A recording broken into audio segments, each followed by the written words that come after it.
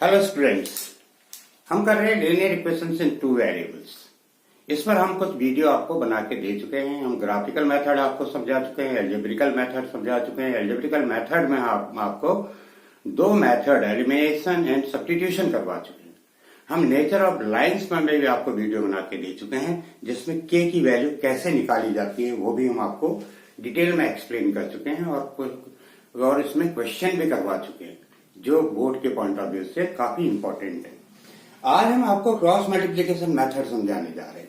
Cross multiplication method बहुत आसान होती है और इससे क्वेश्चन फटाफट हो जाते हैं। बस थोड़ा सा कैलकुलेशन पे ध्यान देना होता है, बाकी और कुछ नहीं। और कैलकुलेशन तो आती है, मैथमेटिक्स का दूसरा नाम ही लॉजिकल है, लॉजिकल सब्जेक्ट है। इसमें कैलकुलेशन तो होनी ही चाहिए। तो चलिए आइए हम आपको क्रॉस मल्टीप्लिकेशन मेथड समझा देते हैं फटाफट। क्रॉस मल्टीप्लिकेशन में कुछ नहीं है, इसमें एक टेबल टाइप की बनती है। जैसे इसको कहते हैं x equal to y equal to -1। इस टाइप के हम एक टेबल बनाते हैं और उसके नीचे कैलकुलेशन लिख दिए जाते हैं। और इसमें क्या करते हैं, हम एक टेबल कोफिशिएंट की बना देते हैं पहले ही, और इसमें y के कोफिशिएंट से लिखना शुरू करते हैं। ओनली कोफिशिएंट्स, y के कोफिशिएंट से लिखना शुरू करते हैं। जैसे y का कोफिशिएंट यहां पर है -b और दूसरी इक्वेशन में है 2b। तो यहां से हमने स्टार्ट किया, फिर कांस्टेंट लिख दिया 2a square minus B square a square plus 2b square. इसके आगे हमने फिर यहां पर आए वापस x का कोफिशिएंट 2a, नीचे है a, और फिर वापस y के कोफिशिएंट पर ही स्टॉप कर दिया। समझ में आ गया होगा। y के कोफिशिएंट से स्टार्ट करेंगे, y के ही कोफिशिएंट पे स्टॉप कर देंगे। बहुत आसान। y का कोफिशिएंट -b, फिर दूसरे में 2b, फिर 2a square minus B square a square plus 2b square, फिर x का कोफिशिएंट 2a, फिर y का कोफिशिएंट -b 2b। यहां से शुरू करेंगे ऐसे और ऐसे चल के यहां पर से फिर इधर स्टॉप कर देंगे। ऐसे हम इनको कोफिशिएंट्स को लिखते हैं। क्लियर हो गया। तो ये हमने एक टेबल बना दी। तो फर्स्ट जो 4 वैल्यूज हैं, फर्स्ट 4 वैल्यूज का cross multiplication denominator of x हो जाएगा। नेक्स्ट 4 वैल्यूज का cross multiplication denominator of y हो जाएगा। लास्ट 4 वैल्यूज का क्रॉस मल्टीप्लीकेशन डिनोमिनेटर ऑफ -1 हो जाएगा। बस यही करना होता है, फिर कैलकुलेशन कर देना होता है। आगे समझ में आइए करते हैं। अब देखिए हमने इसमें किया है x का डिनोमिनेटर, पहले 4 वैल्यू का क्रॉस मल्टीप्लीकेशन।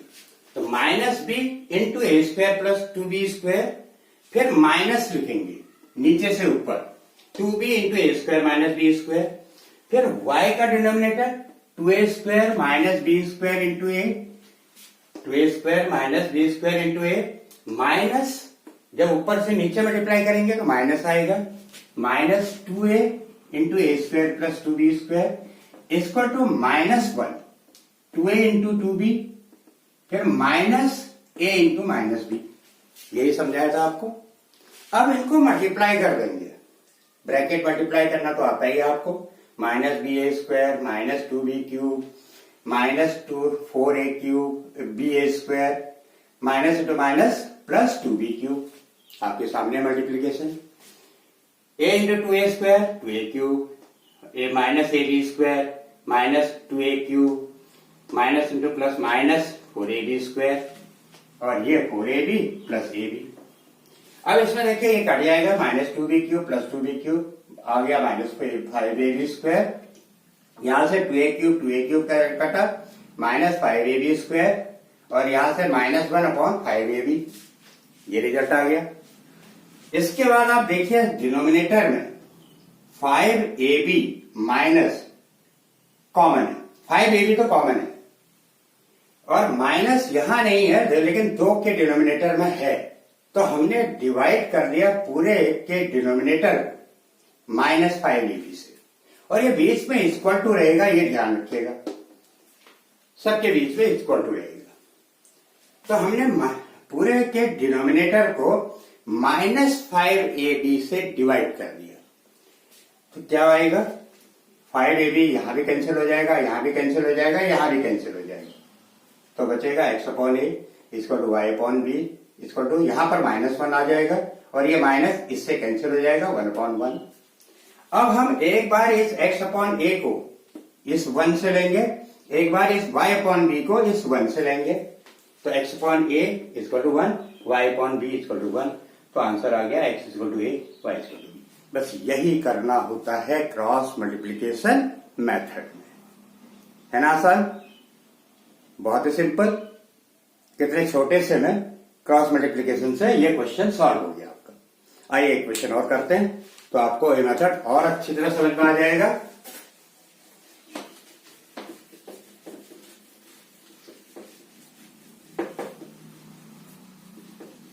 क्वेश्चन है 3x plus y equal to 30, 3x plus y equal to 30, 3x plus y equal to 30 and 2x plus 5y equal to 33. 3x plus y equal to 30, 2x plus 5y equal to 33. अब इसको हमें cross multiplication से solve करना है, तो हम क्या करेंगे, टेबल बना देंगे। y के कोफिशिएंट से हम लिखना शुरू करते हैं। यहां y का कोफिशिएंट 1 है, यहां 5 है, यहां 30 है, यहां 33 है, यहां 3 है, यहां 2 है, फिर y का कोफिशिएंट 1, फिर 5। जहां से शुरू किया वहीं पर हमने फिनिश कर दिया। तो पहले 4 वैल्यूज x का डिनोमिनेटर होगा, x का डिनोमिनेटर इक्वल टू, फिर y का डिनोमिनेटर, फिर -1 का डिनोमिनेटर। ये स्टैंडर्ड फॉर्मेट है। तो पहले जो 4 वैल्यूज का क्रॉस मल्टीप्लीकेशन होगा वह x के डिनोमिनेटर में आएगा, फिर नेक्स्ट 4 वैल्यूज का क्रॉस मल्टीप्लीकेशन y के डिनोमिनेटर में आएगा, लास्ट 4 वैल्यूज का क्रॉस मल्टीप्लीकेशन -1 के डिनोमिनेटर में आएगा। तो 1 into 33, अभी तो मैं पूरे स्टेप लिख रहा हूं आपको एक्सप्लेन करने के लिए, आप डायरेक्ट भी कर सकते हैं। -5 into 33, 33, फिर नेक्स्ट हो जाएगा 30 into 2, -33 into 3, -3 into 5, -2 into 1। तो x अपॉन 33 माइनस ये हो जाएगा आपका 5 into 30, 5 into 30 तो ये 150 हो गया। इसको तो y अपॉन p टू जा 60 माइनस ये हो गया 99, इसको तो -1, 15 -2, तो x अपॉन, तो ये हो गया आपका 3, ये आ गया -117, 117 y अपॉन, तो ये 6, 0 तो -9, 39, -39 -1 अपॉन 13। अब यहां भी आप -13 से डिवाइड कर लीजिए, डिवाइडिंग बाय -13,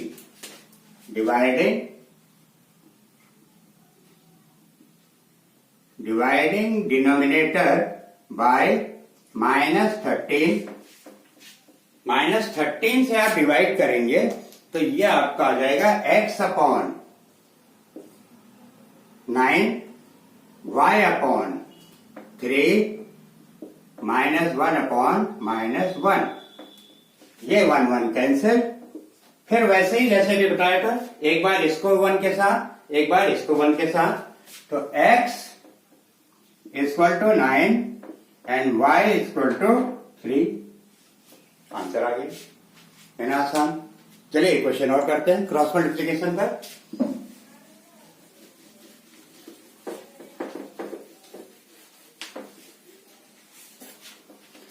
इसके बाद है x upon A plus Y upon B, x upon A plus Y upon B इसको A upon B, x upon A plus Y upon B equal to A plus B. और next equation है x upon A square plus Y upon B square x upon A square plus y upon B square equal to 2। Next equation ये है। तो अब हम इसको LCM लेके cross multiply कर देंगे। तो bx plus a y equal to A square B plus A B square. पहले एलसीएम ले लीजिए और फिर क्रॉस मल्टीप्लाई कर लीजिए, क्योंकि जब जब ये फ्रैक्शन होंगे तो इसको हटा दीजिएगा, नहीं तो बाद में कैलकुलेशन में बहुत प्रॉब्लम करते हैं। ऐसे यहां पर कर दीजिए, a square B square LCM लेके क्रॉस मल्टीप्लाई कर दीजिए। तो b square x plus a square y equal to 2a square B square. अब टेबल बनाइए जैसे वैसे ही, जैसे टेबल बनाने के लिए भी कहा था। y के कोफिशिएंट से शुरू करेंगे। A square B plus A B square 2a square B square and A square B square 2a square B square and B square B square and A square. y के coefficient से शुरू करेंगे और y के coefficient पर ही complete stop कर देंगे। अब ये आपका आ जाएगा x इज 2a क्यूब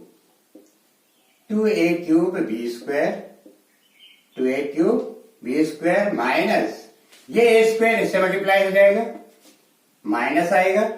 तो a4 बी माइनस, यहां से एक मैंने बताया था जब नीचे से ऊपर मल्टीप्लाई करेंगे तो माइनस आएगा, और ये माइनस इससे मल्टीप्लाई होगा तो प्लस इंटू माइनस माइनस हो जाएगा।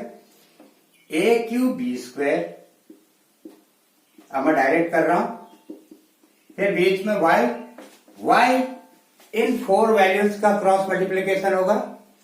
तो b square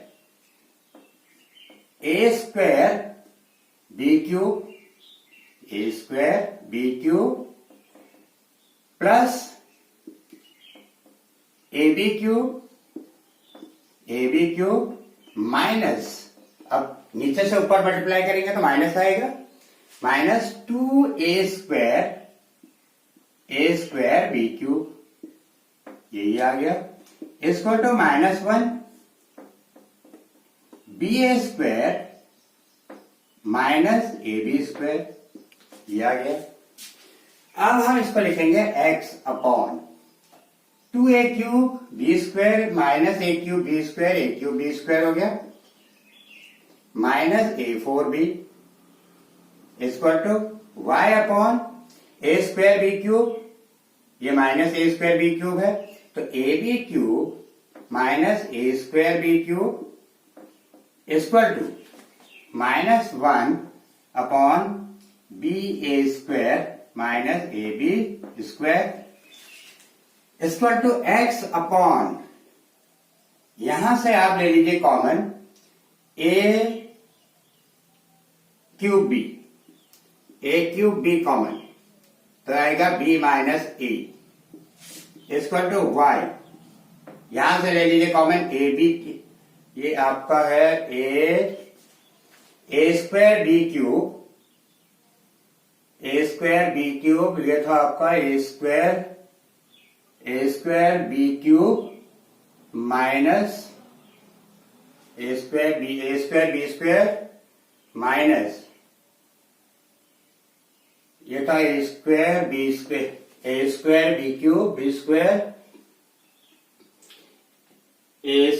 B cube minus A B cube, तो ए स्क्वायर बी क्यूब ये आपका था A square B cube minus A B 4 होगा, ये प्लस ए बी 4, तो A square B cube A B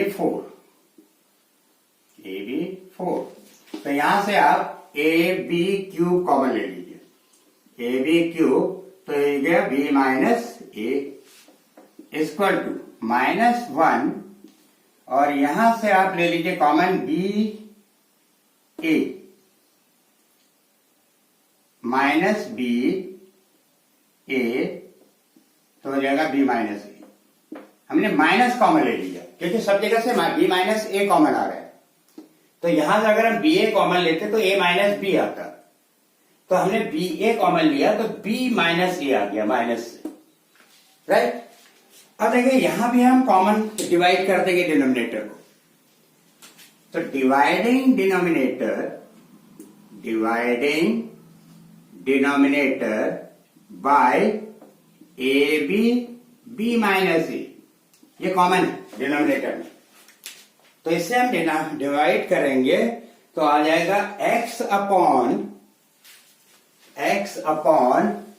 अब इसको हटा दीजिए, x अपॉन तो ए बी हट जाएगा, बी माइनस ए बी हट जाएगा, तो x अपॉन ए स्क्वायर इसको टू वाई अपॉन बी स्क्वायर इसको टू ये माइनस माइनस कैंसिल 1 अपॉन 1। तो आंसर क्या आ गया आपका, जब हम इसको एक बार इसके साथ लेंगे तो x equal to A square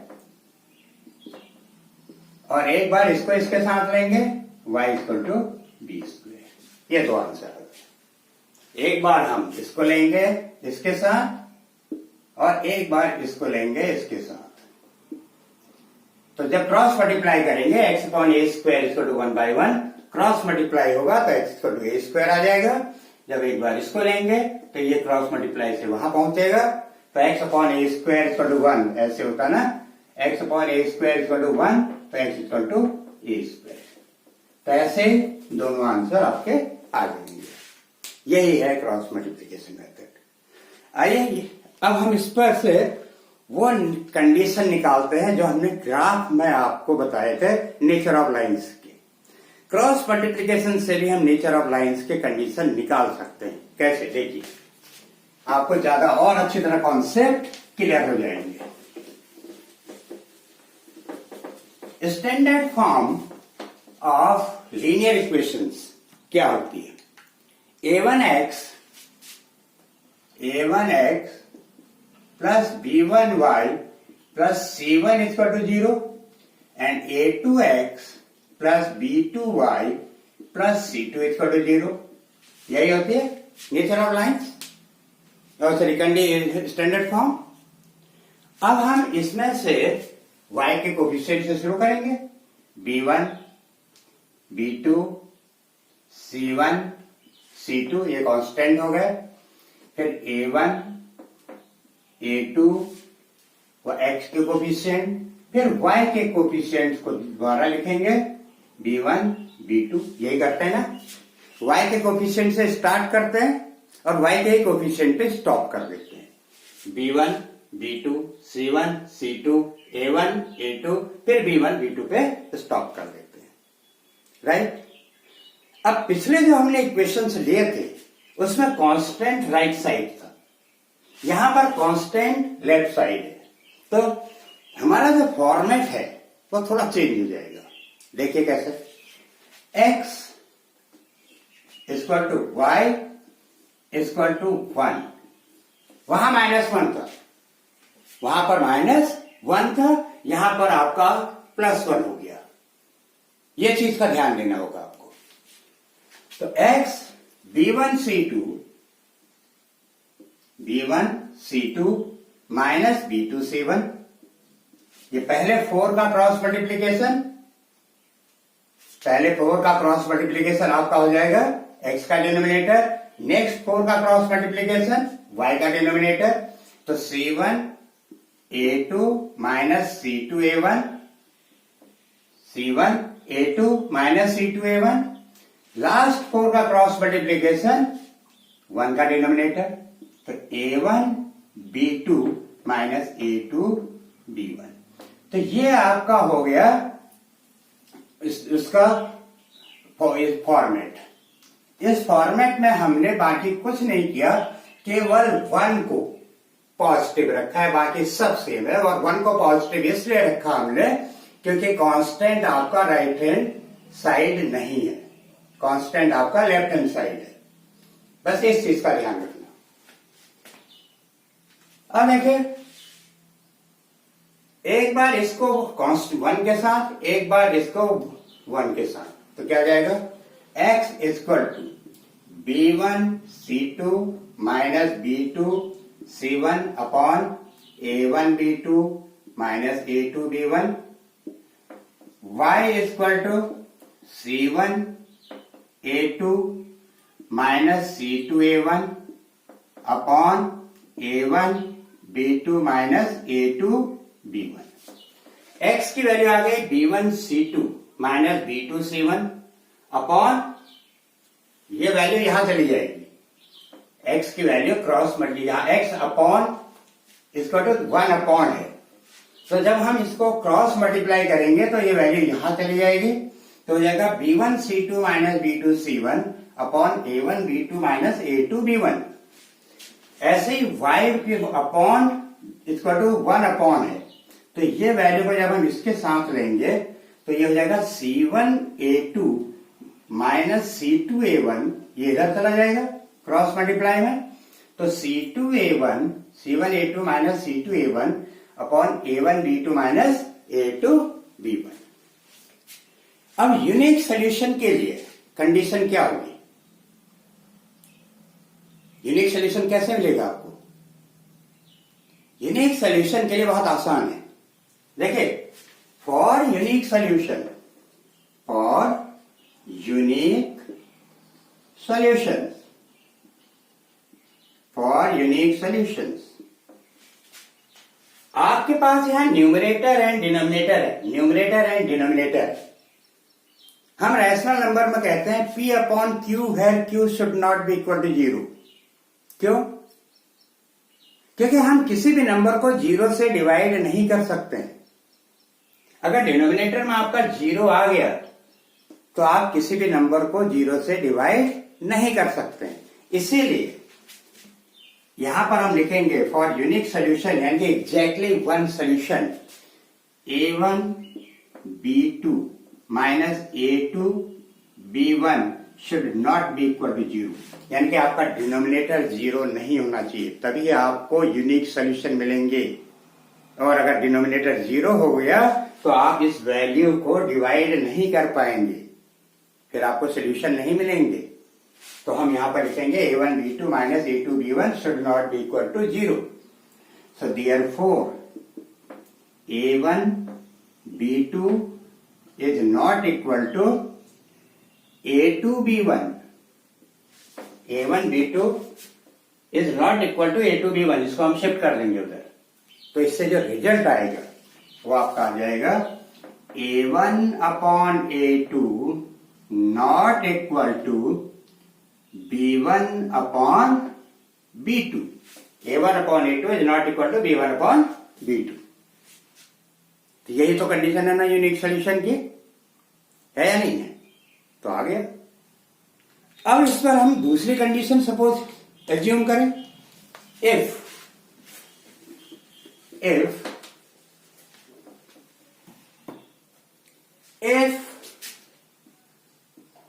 a1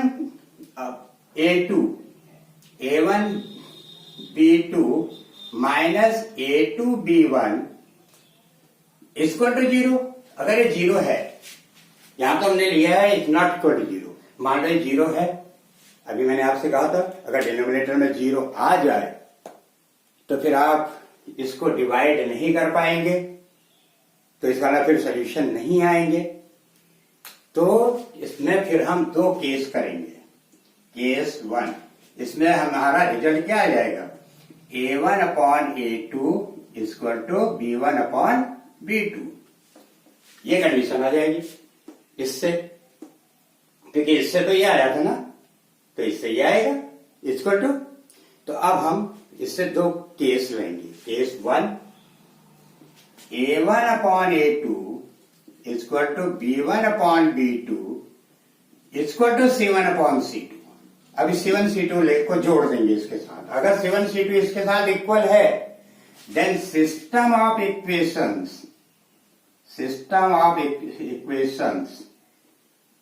equations has infinitely many solutions.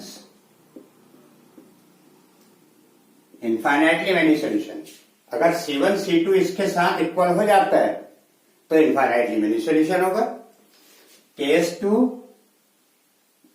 अगर C1 और C2 दिया A1 अपॉन A2 इसको तो B1 अपॉन B2 तो इक्वल आ ही रहा है, और अगर C1 C2 इसके साथ इक्वल नहीं है, इसके साथ इक्वल नहीं है, देन सिस्टम ऑफ इक्वेशंस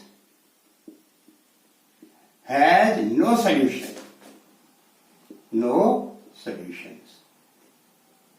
भाई ये तो दो इक्वल आ ही रहे हैं, ये तो दो इक्वल आ ही रहे हैं।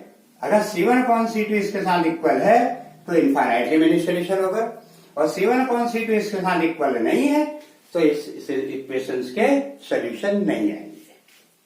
तो हमने nature of lines cross multiplication method से भी निकाल दिए, और सॉल्यूशन अगर आपको चाहिए तो डिनोमिनेटर को 0 नहीं होना चाहिए, राइट। तो आज हमने आपको क्रॉस मल्टीप्लिकेशन मेथड भी समझा दी। क्रॉस मल्टीप्लिकेशन मेथड क्या होती है, उससे हम क्वेश्चन कैसे सॉल्व करते हैं, और इसी से हमने नेचर ऑफ लाइंस एक बार फिर से निकाल के आपको दिखा दिए बाय क्रॉस मल्टीप्लिकेशन मेथड। तो इस वीडियो को भी लाइक कीजिए, बहुत ध्यान से देखिए, अच्छी तरह समझिए, और इस पर और क्वेश्चन आप प्रैक्टिस कीजिए। लाइक कीजिए, शेयर कीजिए, सब्सक्राइब कीजिए, और अपने फ्रेंड्स तक भी जरूर पहुंचाइए। Thank you very much.